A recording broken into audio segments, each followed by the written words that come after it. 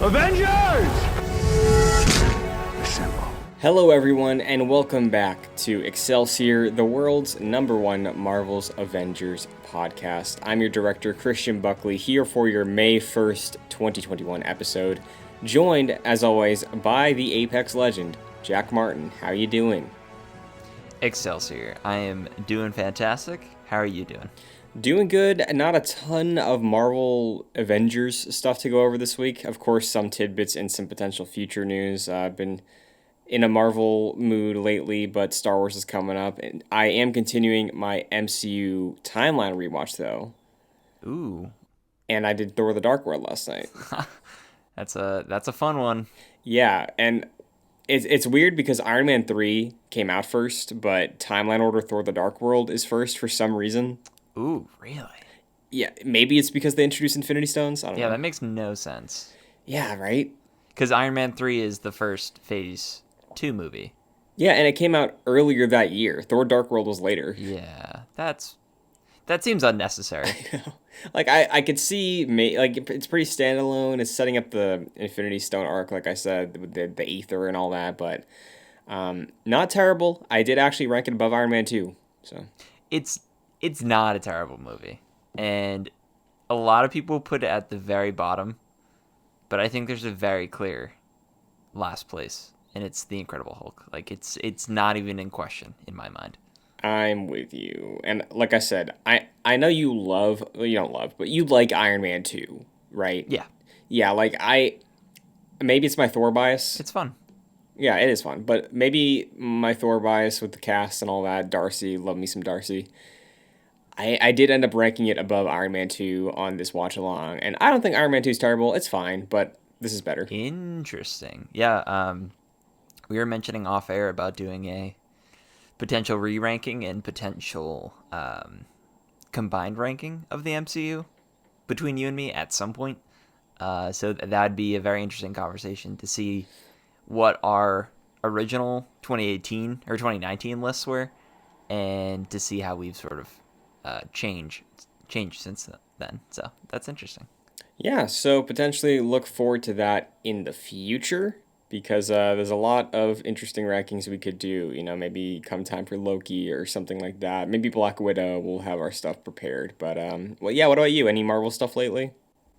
Not really. I had finished my 2021 MCU rewatch, and I was planning on jumping into WandaVision and Falcon and the Winter Soldier to do a rewatch of those two, but I was like, you know what? I've seen each episode multiple times. Maybe this summer I'll do a run through of all the Disney Plus series, but I didn't feel the need to do it, so I placed them in my ranking as they were sort of beforehand. So yeah, other than that, it's been a little bit of a dry spell for Marvel, for me at least. Yeah, and we will see that be the case moving forward, because like I said, it's Star Wars time. But why don't we dive into everything we normally do with Fury's report this week? The high power level and low power level are as follows. High power is Private Eye. That is a Kate Bishop mission. The low power level for guaranteed gear is your global presence, which whatever the hell that is. Harm Room Challenge will give you Thor, God of Thunder, number 3 from 2012. And the marketplace is continuing and wrapping up the Tron Rave skins, as you put it last week. We got Thor, Widow, Hawkeye, and Hulk this week. And I know you're not a huge fan of them, these skins, but, like, are you glad it's over? Like, what else we got this week? Yeah, I am not the biggest fan of these. These are called the monatomic outfits. Right. And like what you said, they're like a rave-inspired outfits with like LED light strips all around the characters, giving the outfits some pop. Me personally, I think they stick out way too much and they make the characters look silly, in my opinion. But some people might like this, so that's cool for them. But yeah, like what you said, Thor is in the shop, Thor's monatomic skin, as well as Hulk, Black Widow, who I think has the worst. It's her with like a very short pink haircut, along with all the like LED strips I mentioned, so it's very strange. And then Cap, who I think is your favorite of these, Christian. Is that right? Yeah, I like Cap's a decent amount. Thor's is pretty all right, I think. But out of the ones in the shop right now, I think the one I like the most is Hawkeye because it fits his vibe. You know, it's pretty straightforward, pretty clean. It's like the neon purple on the black suit. I like it. It's okay. Yeah. Mhm. Yeah, that's the one I forgot to mention. Yeah, Hawkeye. I agree with you because it I feel like it works with his skin, or with his outfit at least, because he just has the purple and pink accents with the black suit. So I think that works. I think if Cap's shield had the same treatment as the skin does for his costume, it would look a little bit better. But to have the red, white, and blue shield just against his outfit looks quite strange. So I found that strange. Yeah, and that actually reminds me. This happened over the course of the last week since last episode, but a lot of skins leaked for future stuff, including some MCU skins. What do you think of these? Do you remember them all? I know the Hulk one did that we talked about. What were some other ones? Because I kind of got lost in it. I know there was a bunch. Yeah, so there was a bunch in addition to the MCU stuff, but for MCU skins specifically, we have Captain America from Endgame, like with the scales on the suit, Hulk from Endgame, Black Widow from Endgame, which it looks like Black Widow from Endgame. It looks like a Black Widow skin. We also have the Hawkeye Ronin skin. Now, what's interesting is Miller, and I trust Miller at this point. Miller said that these skins are subject to change slightly. They were found in an update, not final. So things like haircuts or facial features or very small minimal details to get them a little more screen accurate could come along. Uh, Nothing drastic like face changes, but if you wanted Black Widow to have a braid with the suit, we could potentially see a Black Widow with a braid. Um, but yeah, Yeah, totally. they're looking pretty good. I like them a lot. I think it's exciting. They look pretty good to me. I really want to see Thor now. Like Thor from Endgame, Iron Man from Endgame are most likely what we're getting. We're getting the Endgame suits. I'm sure. So what do you think? Yeah. I don't know if they're the ones I think about when I think of those characters necessarily. It does seem like I don't know if these will be featured up front, but the fact that we know about them is interesting because it seems like Crystal Dynamics wants to place emphasis on more recent MCU skins that are more top of mind, which is what I was mentioning last week with the Hulk Endgame skin. So maybe this is a way of the game being like, hey, here's the Endgame Bundle, and you have all the characters who had skins in that movie, or who had outfits in that movie, have skins in this game that are like that. So it's interesting. I like Ronin's outfit maybe the best. Cap's Endgame outfit to me sort of reminds me of the first Avengers outfit in a way. It's hard for me to even picture it though, because like he's just like completely covered in blood, so it's a little bit more muted. Yeah. But yeah, it's interesting. Now I like you suggesting the idea of an Endgame bundle because I'm with you that I think some of the skins or some of the looks from Endgame aren't super iconic. Like Fat Thor, I'm sure we're getting. Mark 85 Iron Man, I'm sure we're getting. So it would make sense to bundle those together, I think. And down the line, I would love to see them do like the Mark 42 suit like from Iron Man 3, or again, Ragnarok Thor. But I don't know if you saw this, we're also getting another line of suits. It's a Western themed one. Yeah, it looks pretty great. Like, there was a Hulk one, Hulk with like spurs on his boots and a cowboy hat. There's a Hawkeye one wearing a shirt like you'd see in Red Dead 2 in a shop. Yeah, that's the silliness I think you and I kind of wanted.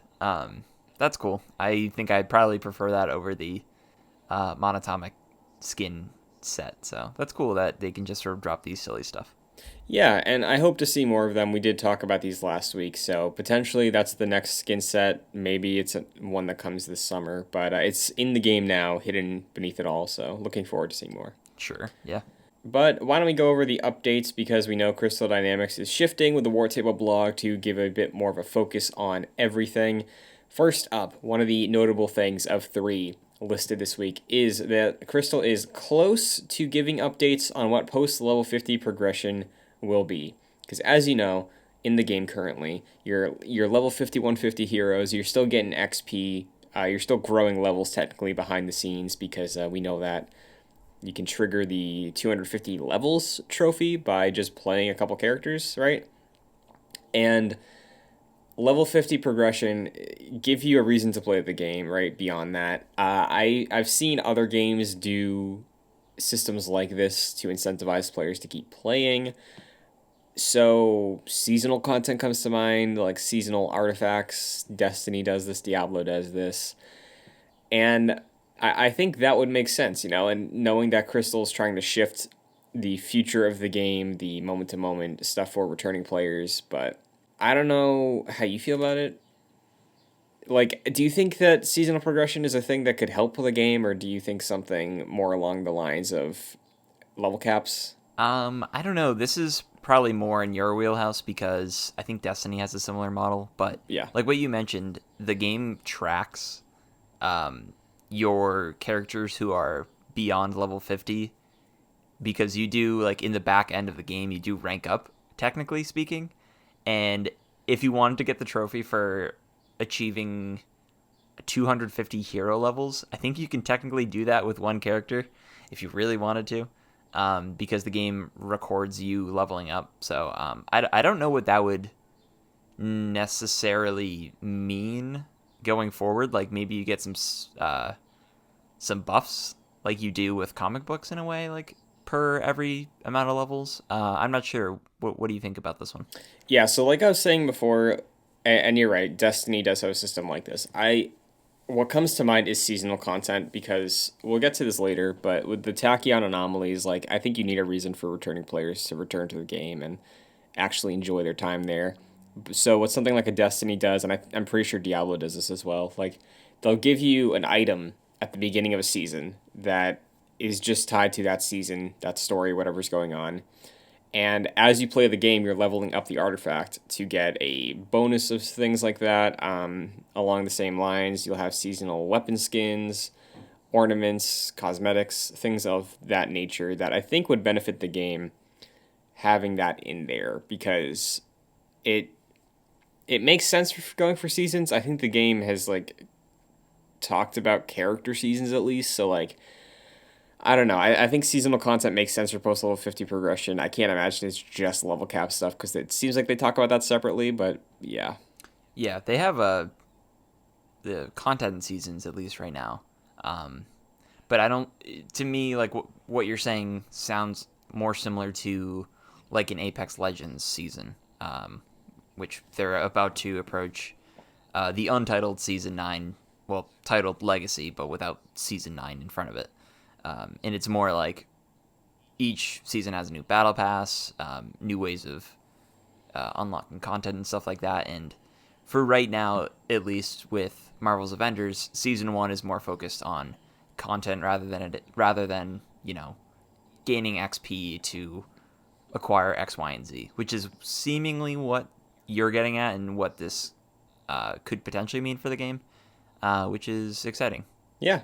So, next up on the war table list for updates, we're also close to getting information and updates on allowing you to choose the number of companions you bring with you into missions. So, what this would mean is essentially they're working on a way to scale it so that you as a player can bring as many heroes in as support as you want to, rather than just having a default 3 in addition to you playing solo.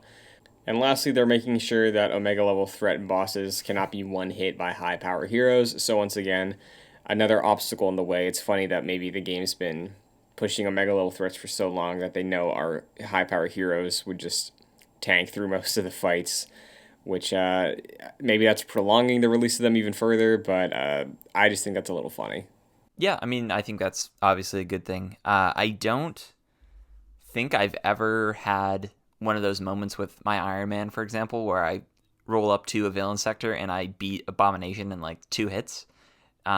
Those villains tend to be fairly strong even with level 150 characters, so it honestly kind of reminded me of that, where Yeah, lower level enemies, you can get through pretty easily with some super powerful characters, but the villains and the bosses and now the Omega level threats will always be difficult. So yeah, it's a good thing, and it's the much needed challenge that this game sorely needs, specifically with multiplayer. So it's kind of what I expected, but I'm glad they're reiterating that.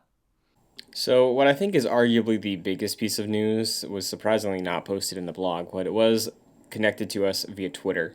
Now, a former Marvel Heroes developer is joining Crystal Dynamics to work on Marvel's Avengers. Now, Brian Wagner, who was in charge of, I believe, Patrol Zones in the highly underrated, very wonderful little gem of a game called Marvel Heroes Omega, is joining as a systems designer. Now, what this means could be pretty great for the game, I think. Really love Marvel's Heroes, and seeing Crystal, we know they want to change things up, like Gear 2.0 and all that. Hiring somebody who's going to be working on the game on a systems level, who has a history with the Marvel and a history with loot based games, I think is incredibly exciting to me. And some of the best news I think I've heard about Marvel's Avengers in a minute. Yeah, you gotta explain this one for me because I am not familiar with the person or the game that is involved in this story. Okay, so Brian Wagner, like I said, I think worked on Marvel Heroes Omega as a patrol designer, but basically, Marvel Heroes Omega is Marvel Diablo in every sort of sense of it. Now, I haven't played a ton of Diablo, but I'm familiar with it. Marvel Heroes Omega takes that Diablo format and has like maybe close to 30 different Marvel characters you can play as. They don't all have their own unique expansive toolkits to play as, like maybe a game like this does. But essentially, what was great about Marvel Heroes Omega, it was a free to play looter game where most of the transactions were done cosmetically. You could buy loot boxes to roll character skins and stuff like that, which is whatever, but I wasn't bothered by it. And what's great about it was just so satisfying because it was full of so many characters, so many villains, so much variety in its set dressing, maybe not in its combat.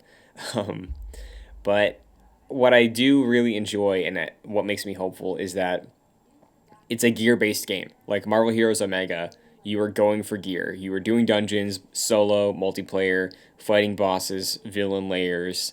I don't know if there was a raid in there, but it's what this game I think could be and would be incredible if it could mimic that on a AAA scale. So getting Brian Wagner into this game on this team on a systems level, like I mentioned, is really exciting. So maybe we should paint expectations in a way that you and I considered maybe the Black Panther War for Wakanda expansion would end up being like this game's Destiny Taken King moment or Final Fantasy XIV A Realm Reborn. I don't imagine we get what the fruit of what Brian Wagner would be bearing for the game by the time Black Panther drops. Maybe this is a little bit further out, but I am incredibly hopeful that the fruit that will be bore is very, very tasty for this game. So essentially, this is great future news. I have more hope for the game now than I have in a long time. And I think Marvel Heroes, for those who haven't played it, trust me, it was a wonderful time. So if that game can live on through Marvel's Avengers, that will make me incredibly happy. Yeah, that's interesting. Like what you said, um, his position as a system designer to me speaks to the idea that Marvel's Avengers has been talking, and Square Enix has been talking about reworking a lot of things, whether it's XP or gear, that kind of stuff. The behind, like what that means behind the scenes for things in the back end of the game itself.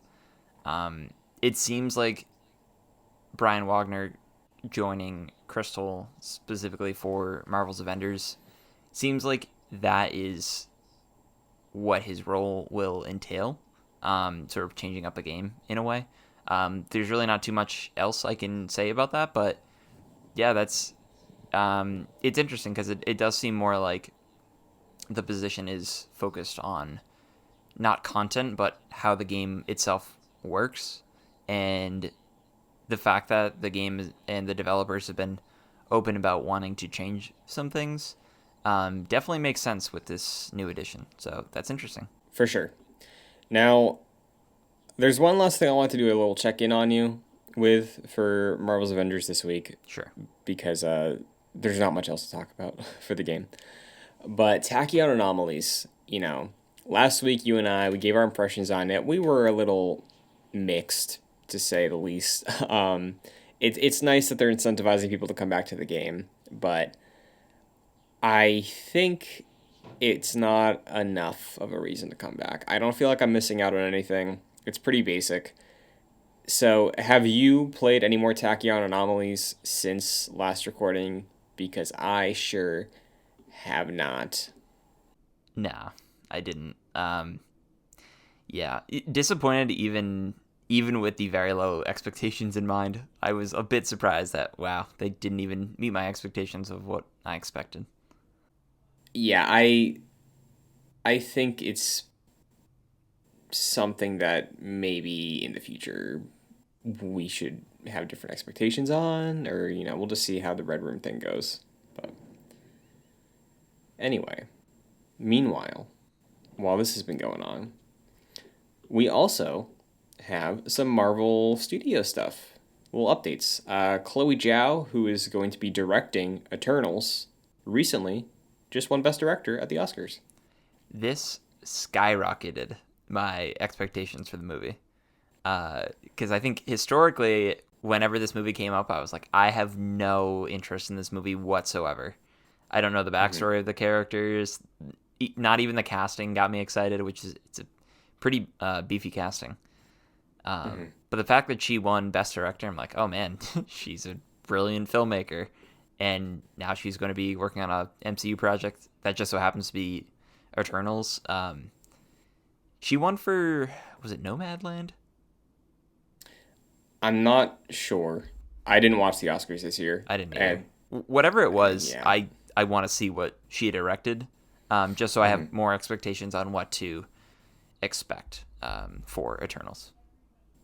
Yeah, so I'm with you. I wanted to bring it up because, like you, I heard she was a good director when she was like brought onto the project, but everything I heard about Eternals, yeah, it's a stacked cast. It's this like weird sci-fi '70s epic, and none of it was moving the needle for me at all. This does, so it's probably not going to be a bad movie. That's at least something to go into that with. But yeah, we'll see what's up with Eternals later this year. So, dude, I like to think I pay somewhat attention to the movie industry. And I don't know if I could tell you I don't know if I could tell you anything about any of the Academy Award nominated films this year because I was like, I didn't go to the movies. I didn't I didn't pay attention. Minari is the one movie I want to see. It just hasn't been available cheaply yet. It's like $30 to stream or like $20. So I'm sort of still waiting on that one. But yeah, man, I did not pay attention to the film industry too much this year, to be honest. yeah, and all I saw, like, I didn't see this, but I'm aware of Nomadland because I got a TikTok that was like, hey, you see all these people that live in their vans and they make it trendy? There's a movie that came out last year about that, and I was like, okay, Yeah. fair enough. But there is a bit more to talk about in the Marvel Games realm. A while back, I remember this was probably 2 years ago at this point. Ben Hansen at Game Informer did an interview with Ed Boon over at NetherRealm, and in that interview, NetherRealm, of course, does Mortal Kombat and Injustice. They are a studio, I believe, owned by Warner Brothers, but Ben Hansen asks, like, hey, have you ever had meetings with Marvel about a Marvel fighting game? Anything like that? Would you want to do that? And Ed Boon was basically saying, like, oh yeah, we've had meetings with Marvel, like for sure. And then he kind of clammed up about it, and people had that circulating at the time of like, oh, imagine what it would be like if we had a Marvel fighting game from the people who do Injustice. That kind of faded away, but recently there's that clip was popping back up again because apparently there's rumors that they're actually doing it. They're working on a Marvel fighting game. What would you think of that, Jack? Do you have a history with Mortal Kombat or Injustice? That's super exciting. Me personally, I played through the first Injustice's campaign and quickly realized I do not like fighting games. Mm-hmm. I was very much interested in the story, at least. Um, it's kind of like the way they, but slight spoilers for like 10 seconds if you want to jump out and jump back in 10 seconds later. They treat Superman the same way that Batman vs Superman and probably more accurately Justice League, Zack Snyder's Justice League does, which was super interesting to me. But yeah, the mechanics for me personally, I was like, I don't understand this. I don't think I ever will. But I understand that NetherRealm is this, huge fighting game developer with a very storied past and lineup of games. So that would be really cool. I think this would be a great get for the Marvel brand, and reminds me of Marvel versus Capcom, Sure. which is cool. And I don't think we've seen. I think the last game we saw was a few years ago, so it's definitely definitely due. Marvel's definitely due for a fighting game, and who better than NetherRealm, honestly. Yeah, and honestly, I can add on to that. I've played Injustice and Injustice 2's story campaigns. I play Mortal Kombat 9's story campaign. Like lowercase L like fighting games. Honestly, the ones that I enjoy the most are the NetherRealm ones because they're the most accessible, and I think combos are the easiest in those games compared to like a Street Fighter or Dragon Ball Fighters, which I also like, but nowhere near competitive. I just play them for the stories and for fun. And I think what's great about the NetherRealm fighting games is that their stories are so good. Like Injustice 2 might be like one of the best Justice League stories that I've seen my whole life. It's so good. It's really just incredibly written. It understands the characters and worlds so well. It feels very fresh. It is a new take sort of on that universe. So just the idea of NetherRealm being able to use the Marvel characters and make a fighting game with them, absolutely sign me up for that. That would be so incredible.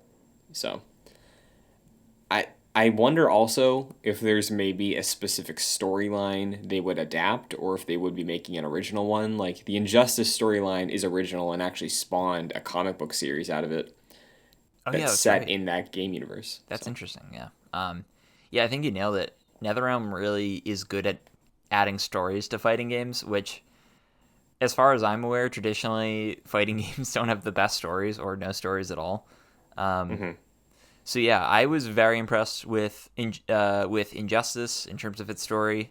Not so much in terms of the gameplay, mostly because I was bad at it. Not any hmm fault of the game itself.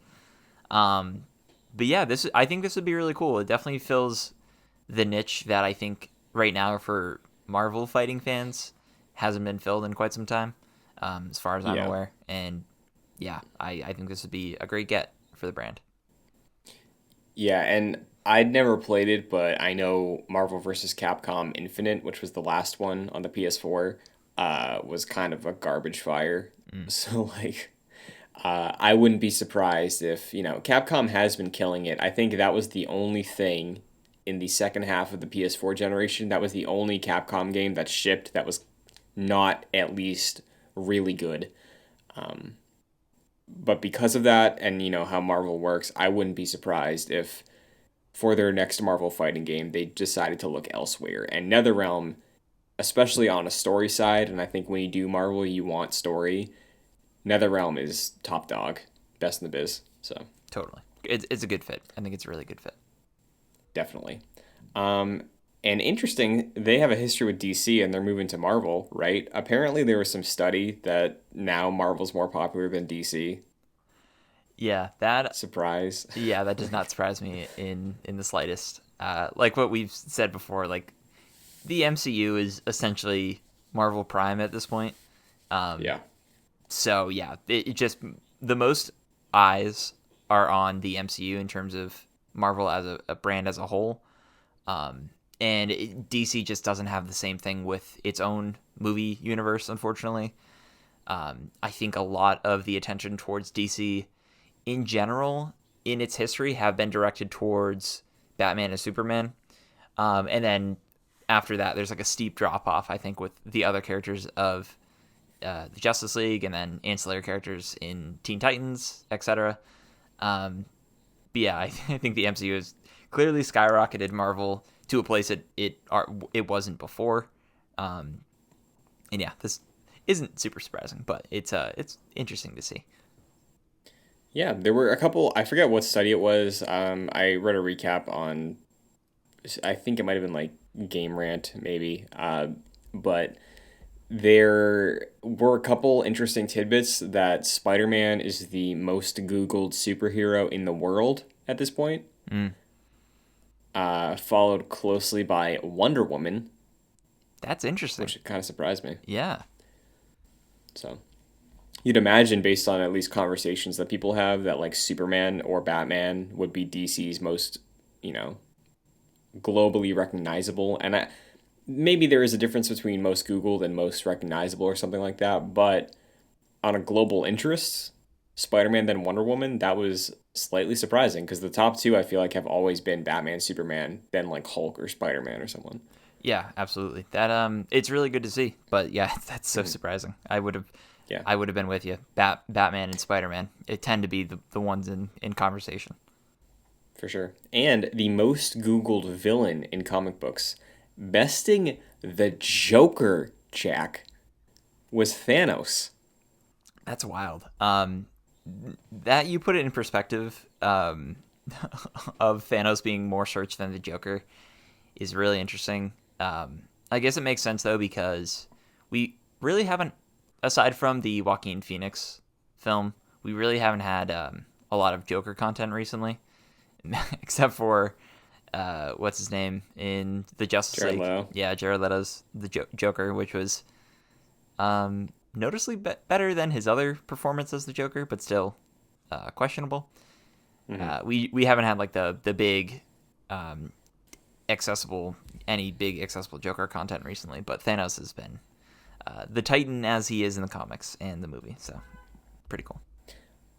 Yeah, and I feel like a lot of that has to do with the memes, right? Because like Thanos has been memed to death since 2018 when Infinity War came out. You know, Yeah, so the Joker is in Fortnite, but I was gonna say you don't see him in Fortnite. Thanos at least got his own event. You know, sure.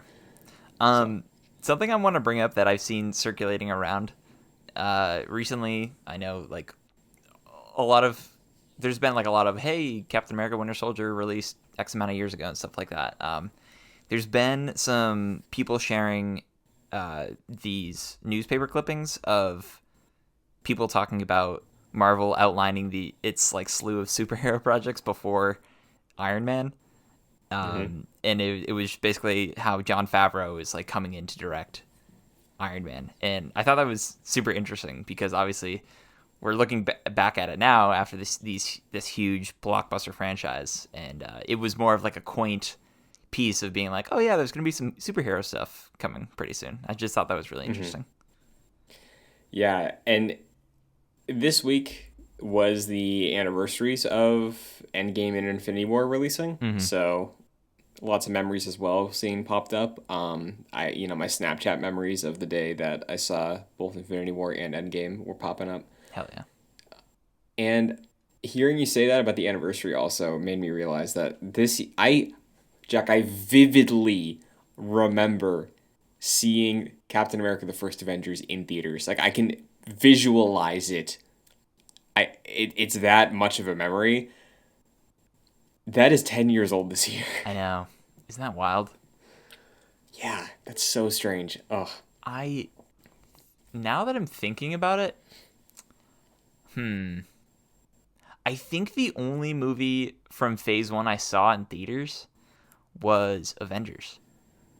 Like, unless I'm mistaken, but I'm pretty sure I saw most of them like online because it was a lot easier to just be like, I want to watch this online for free, and they'd be like, okay, here you go. Yeah. So I did that before Avengers. But yeah, I think that was the only movie from Phase One I saw in theaters. Yeah, the first one I saw in theaters was Iron Man 2. Um, because I wasn't allowed to see Iron Man 1 when it came out because I was Really? what, like 9, 10, something like Yeah, that. So, fourth, fifth grade. still Did you had the see The Dark Knight in theaters? no, Ah, unfortunately not. But yeah, I think even out of the batch though, I think the only ones in phase 1 I saw in theaters were Iron Man 2 and Cap. I don't think I saw Thor in theaters. Um I did see Avengers in theaters. That was an opening night I went to go see, but right. yeah, what such a strange time that it's almost 10 years since those. Yeah, yeah, that's completely wild. Hmm. Yeah, it's cool. It's cool to look back at these things, and there's just a lot of memories associated with them. Like us seeing Hmm. Endgame um, together with Pat after our Excelsior run. Yeah, just lots of memories associated with these movies. So it's cool to look back. Hell yeah. And looking forward to more of them because when I was making the doc for the show, I think there was a screener headline from a few days ago that was like the 14 Marvel movies coming after Falcon and the Winter Soldier. I was like, Christ, Yeah. I never saw the number. Oh yeah. And then there were there So, were comments recently from who was it? Who's the writer of Falcon and the Winter Soldier? oh, name escapes me, Yeah, but yes. yeah. I can picture his face. Um, Hmm. it's yeah, whoever the writer is. Oh, Malcolm Spellman. Excuse me, Malcolm Spellman was like, yeah, I'm surprised that Marvel hasn't announced any of the other films it has plans because he's been saying a lot of things that I don't think he's been supposed to say. But he was like, yeah, I'm surprised Marvel hasn't announced its other like slew of movies because there's so many that they haven't announced yet, and everyone it's just that's not surprising, but it's just funny to hear someone say like, yeah, there's like so many projects that we haven't heard of, and it's Hmm. gonna be a lot. So yeah, Yeah. we got a lot to look forward to. Maybe we get to a point where it's like, oh, MCU overload, but haven't gotten there yet. You know, So I think that, I mean, people have been saying like, oh, the MCU bubble's gonna burst. They've been saying that for like 10 years, honestly, like since Avengers 1. It's like you're yeah, gonna get sick of this at some point. totally. I think if it was gonna happen, it would have happened at this point. I think the biggest test of it though is probably gonna be this fall because we have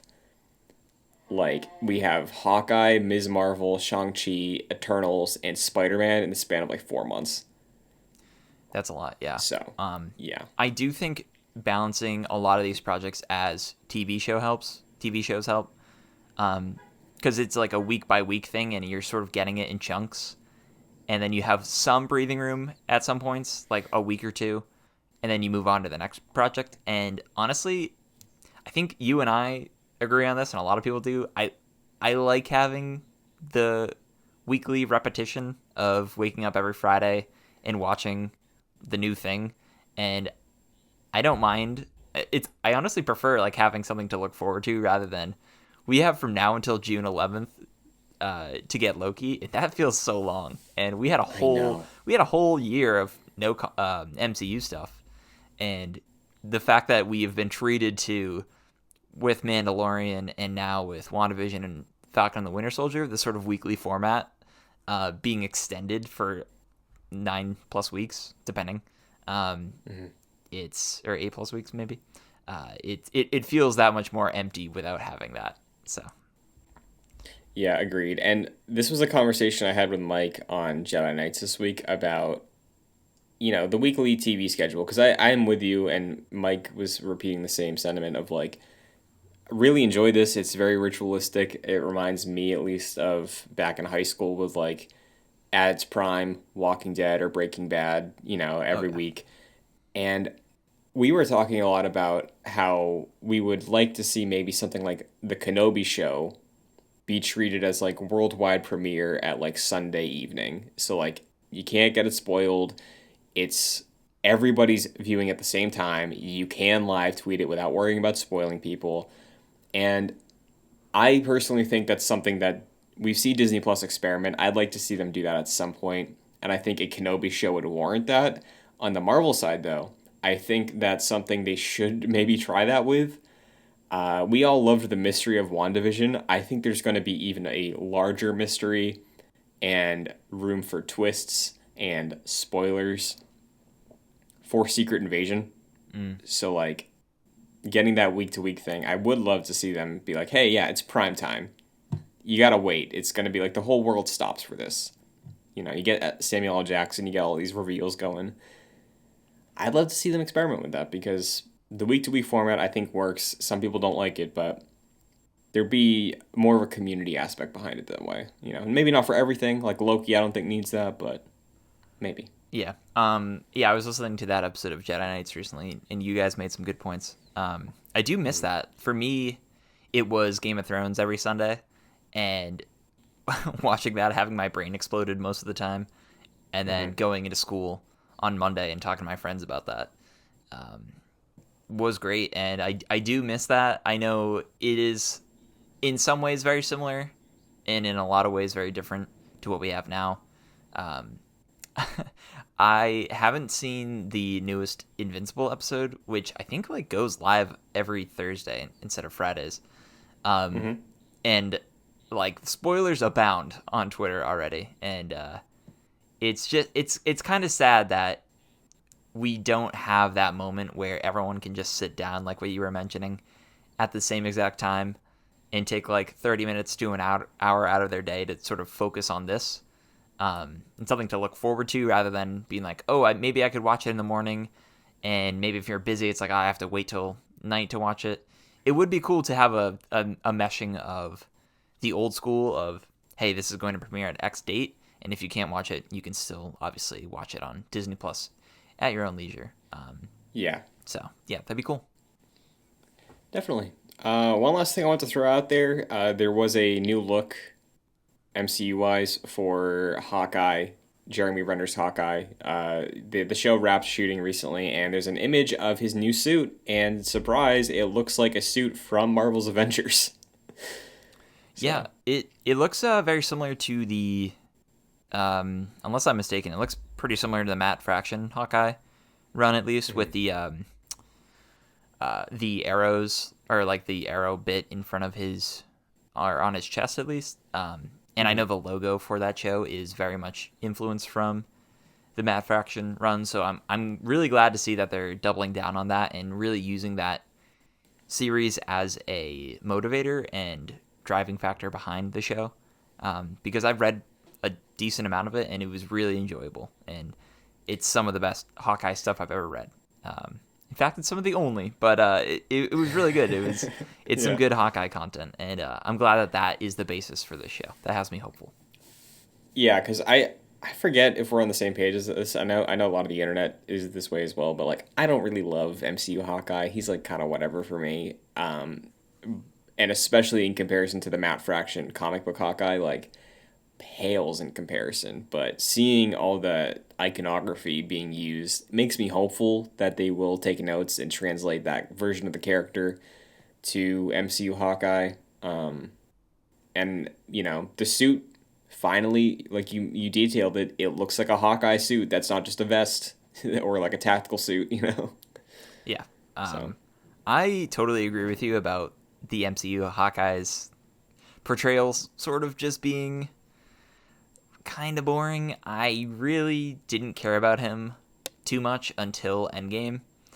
And even still, I didn't really, fully dive into his character and fell in love with his character too much. So I'm sort of hoping this show does for Hawkeye what Endgame did for Black Widow, at least for me personally, because I didn't really care about Black Widow all too much until Endgame, and I think she really had her time to shine in that movie. So yeah, I'm hoping the show does that for Hawkeye. we will have to wait and see. But this week we did get a little bit more MCU content. It wasn't narrative. It was nonfiction. Actually, it was a documentary about Falcon and the Winter Soldier, now Captain America and the Winter Soldier. We didn't really talk about this, I don't think, but it's funny that We now have Captain America, the Winter Soldier, the film, and Captain America and the Winter Soldier, the show. Yeah. Not good for So, SEO. no, it really isn't. And I guess like a week removed now that we've had the discourse of the finale of the show, just very quickly, has anything changed for you? Like anything, you know, felt more of a downside? I know we were both kind of lukewarm on the finale, and a lot of the Marvel fandom seemed to be as well. But anything stick out to you that we talked about last week that just feels amplified now? I think overall it's a really great show that has a very weak ending. Mm-hmm. And other than that, I don't think too many things have changed. I think the Flag Smashers really didn't do it for me in the end. I liked their introductions at first, and they seemed pretty nuanced, and they were, but I don't think the conclusion really did anything for me. I kind of feel now that they might have misused Zemo a little bit, and they might have just thrown him in there uh, to have a little bit of fun and then brought him out of the show. To me, Mm-hmm. it seems more like they brought in his character to say, hey, we still have this character in our back pocket and expect to see him in the future. Um, but other than that, I really like the show. I really did not like the ending in a lot of ways. But I think it certainly was a great portrayal of both Bucky and Sam Wilson. And yeah, what about you? Yeah, I agree. It's we talked a lot about Bucky's character sort of feeling rushed last week, and I did see some people echo our disappointment. Where like, so why wasn't it Captain America and the White Wolf at the end? Like Bucky kind of ended off the Winter Soldier stuff. That was like symbolic by his final scene. And then there was that conversation of like, okay, well maybe season two is about Bucky becoming the White Wolf, like officially. And now there's discussion that Captain America 4, the film, is coming, and it's maybe what we thought the season 2 story would have been with like the Thunderbolts or the Dark Avengers or like Sam as Cap and Bucky as finding himself. I don't know, but in an ideal world, I would love to see a second season where we do get to flesh out Bucky more and we still get a Captain America 4 with the two of them running missions, but the Cap 4 thing is a rumor. Like, I'm sure you saw the quote about Anthony Mackie finding out about it. Yeah, from like a fan came up to him in a grocery store or something like that. Yes, and obviously, like, even if he knew, he couldn't say anything, but Sure, yeah, just funny. totally. So, as far as the assembled doc is concerned, though, overall, did you enjoy this one any more than the WandaVision assembled? I would say I enjoyed it just about the same. I think these are largely, um, not to be like too negative about them, because I don't feel too negative about them. They're pretty much what I expected, but they are Yeah. sort of paint by the number, community or what's the word I'm looking for? Um, built by committee documentaries that are meant to showcase the everything that's great about these productions because they're made by Disney themselves and Marvel themselves. They're not these like independent looks as into like if the New York Times did a documentary on Falcon and the Winter Soldier, it would probably be very focused on COVID-19, whereas in Mm-hmm. this documentary it was more focused on. They talked about COVID-19, but it was more focused on character interactions and what the characters meant to actors and producers and executives and writers and stuff like that.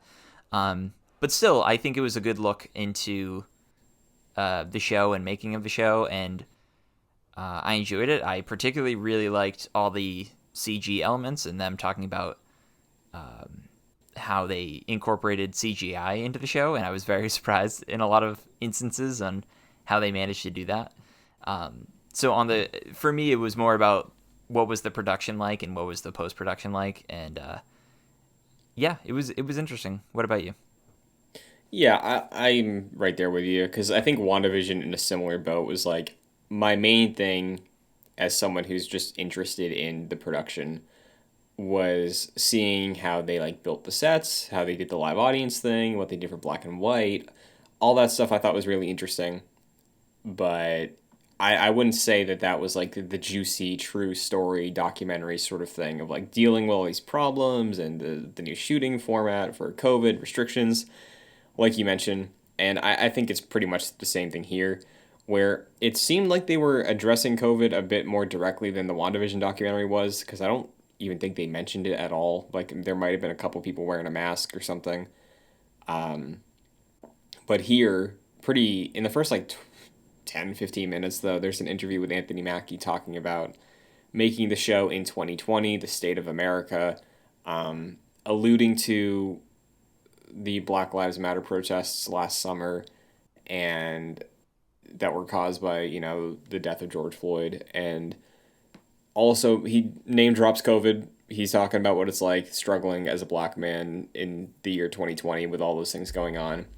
And that's kind of the end of it. Like, he mentions it, but very clearly, I think here more than WandaVision, you see way more of the cast and crew masked up. Sebastian Stan in his interview had like a neck scarf on, so like he probably just had to pull that down for his interview and Right. was able to just had that on his person at all times when he wasn't shooting. So on that level, it's not like they weren't hiding anything, but they weren't really addressing anything, which, that's not what they were going for, so fine. But on the technical side, I'm with you. Like, the CG stuff was super cool. Largest takeaway, this was in the first 30 seconds. The shield is rubber? I Did actually you, did you didn't. see that? I didn't catch that. Do you want to elaborate more on that? Because I honestly missed that. I didn't realize it was so soon in the documentary. Yeah, like when they're talking about like their introduction to the assemble dock, right? They show maybe like 6 seconds of John Walker in the warehouse fight, right? Just like rehearsing something. And he has the shield and he like does the shield onto the ground thing Mm-hmm. that everybody with the shield does. And when it makes impact on the ground, the bottom like 4 or 5 inches of the shield just like buckle in on itself, like it's made of rubber, like a floppy little frisbee. Interesting. I imagine they have a bunch of different shields that they use. Yeah. Like in, I'm a big, or I used to be at least a big like fan of World War II movies and TV shows, and I loved like the behind the scenes of that. Like Band of Brothers, for instance, they would have like actual weapons from World War II, and they would also have like the rubber versions. So like if they had a scene of where someone hit a German soldier with the butt of a rifle, they would use the rubber version of that weapon. And I think maybe I'm sure Marvel has different props of like knives, like for the Winter Soldier, Captain America, the Winter Soldier. I'm sure Bucky was throwing around a bunch of rubber knives. Mm-hmm. So that's interesting, but yeah, they make that shield look very convincing. If sometimes it's rubber, because I never noticed that. Yeah, it would absolutely make sense to have like multiples, for different like I think in Harry Potter they had like rubber wands for action scenes and then Right. they had like the master prop that was like the really detailed one for close-ups and more dramatic things. So, Hmm. and I think Star Wars does that too with lightsabers, so wasn't it's not surprising that they do that, but just threw me for a loop, Totally. expecting that steel to clash with the ground and then it just buckles. I was like, what? Um, but were there any other major things that stood out to you of like cool little facts or insight?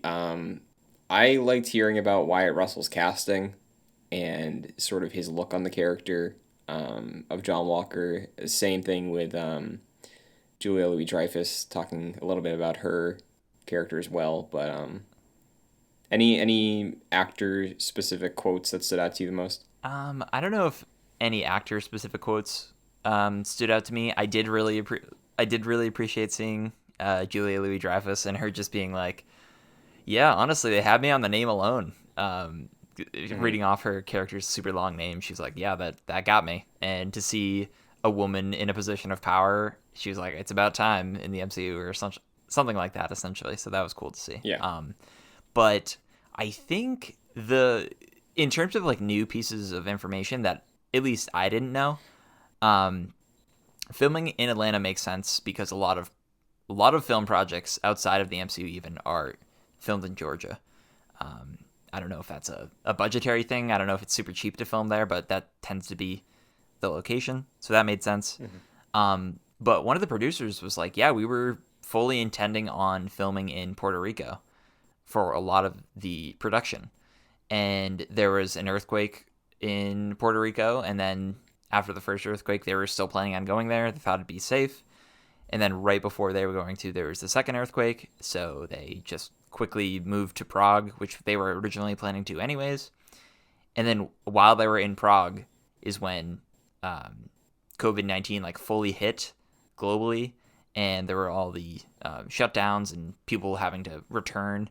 And that's when the production closed. And like what you said, it wasn't the main focus or even that major of a focus of the documentary, but there was a good like 5 minutes of them talking about Puerto Rico and how COVID-19 affected the production. I would have preferred a little bit more information about that, but that was super interesting. I had no clue that Puerto Rico was an intended shooting location for the show. Yeah, definitely. And I think that was something that stood out to us and in our discussions over the past few weeks with the show. It was like just the globe-trotting nature of it. And yeah, hearing that Puerto Rico would have been a pretty major key factor here, I wonder if that shift, like what that shift resulted in, like I wonder if that was part of their pandemic side plot or like if they retooled the stuff that would have been going on in Puerto Rico, like how essential was it to the actual story they were telling. So definitely, I think you honestly you could have made an entire documentary on just those 5 minutes, Yeah. right? Like, and that I think is what coming out of a pandemic for Marvel Studios, which is just a well-oiled machine at this point, disrupting that, reevaluating what it is and what it's like to do a production for this studio.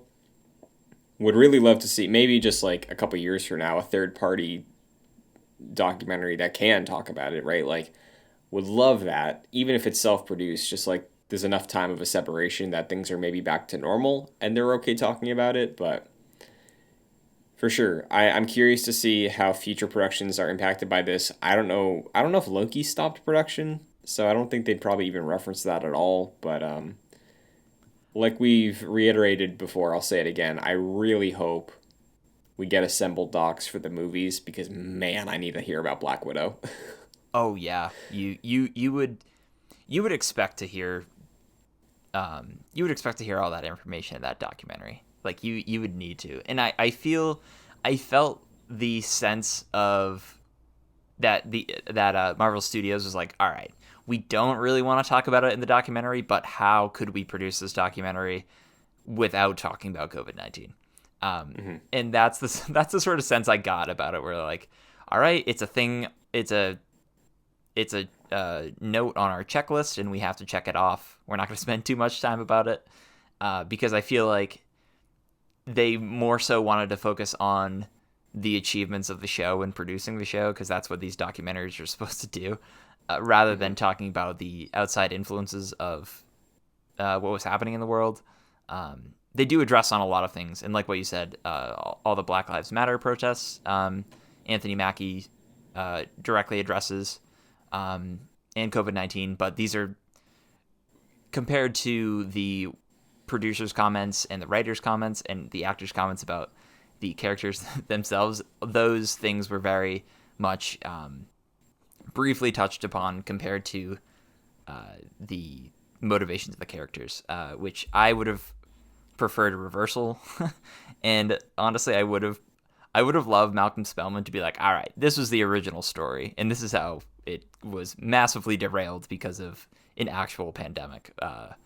But yeah, I don't know if I think it'll be a few years until if we actually get that story. Yeah, and it's a story I'd love to hear, much like we talked about since we started doing the show. Just like the MCU is such an impressive thing that's not like anything else that any sort of behind the scenes information I'll take, and I'll hear about what they have to say about it. But I would enjoy like a full blown, not expose, but just like Kevin Feige, when you're ready to retire, man, write a book. I'll buy it. I'll read it all. Like just everything that you had to go through, because I'm very curious of how this came to be. Totally. But yeah, that is the second assembled doc. I don't know if there was any other major stuff in there you want to discuss. Like there were some fun moments. It was great seeing Anthony Mackie and Sebastian Stan playing off each other behind the scenes.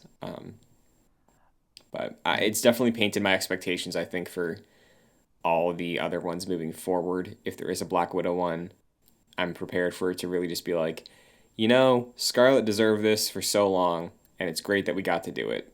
So Totally. They're very like navel gazy and being like, look at all we had such a great time, and oh, this stunt was really difficult, but I just really pulled through. That's just sort of the nature of these like self-produced documentaries, which is fine. Mm-hmm. But a couple things that I really was impressed by was the truck scene and sure. how they implemented CGI with that. Like, obviously, you're not going to do action on a moving truck. But they were essentially like, yeah, they took the like first like 4 feet of the top of a truck and they used that in a studio, in like a blue screen studio to film the action, and then they like took real roads in Atlanta, Georgia, and then took CG elements from or like made CG elements to make it look like the roadside of Germany. And it just, to me, I was like, wow, that's a lot of moving parts. Because I would have assumed like they filmed something in Germany and then they just superimposed that with the truck stuff they had from the studio, but it was all like built from the ground up, and I didn't even notice the CG like backgrounds with the trees and all that. So I was very impressed by that. Yeah, definitely. And it's another instance of, I think, and they straight up say this early on, that Kevin Feige's saying, this is not TV. Don't treat it like TV. This is not TV. So, like, yeah, we wouldn't see a TV production do something like that, Like, even something as big as a Game of Thrones or Walking Dead, there's very much like they're locked down pretty much to their one location. They shoot stuff there. They create CG backdrops and superimpose it after the fact. So, yeah. And another thing with CG was the Captain America suit. And I totally had no clue that there was CG involved with that. Because they mentioned Sam's like cowl having some like folds in it that they like CGI'd out of it, which I had no clue that was a thing. And yeah, they did it. It looks, I was super impressed by it because it didn't even look like CG. I wonder, do you think the reason they took the folds out is after the backlash of the Ahsoka headdress? Yeah, I'm sure it had something to do with that. That's a good point. Yeah. But yeah, it was impressive because I didn't notice, I saw, I'm like, obviously when I'm watching the episode at the end and I see the wings, it's like, okay, well, yeah, they're using CG here, but just for something like the mask or, any like small details, I was like, oh, you fooled me. Like I didn't see that coming, but yeah. Overall, looking forward to what's next out of Assembled. We should be getting Legends soon, I think, as our next sort of interstitial. We got a Loki Legends coming up, I'm sure.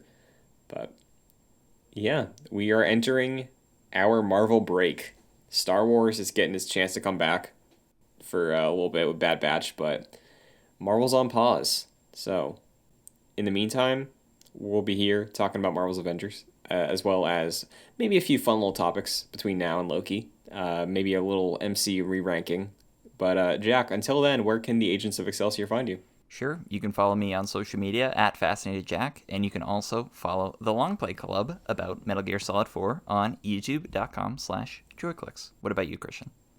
Hell yeah, you can follow me on Twitter, Twitch, and TikTok at Shun2D2, as well as here at youtube.com/joyclicks, like Jack said. For this podcast, Long Play Club, Jedi Knights, Gamescast, All of those available in their own playlists on the channel for the video version of the podcast.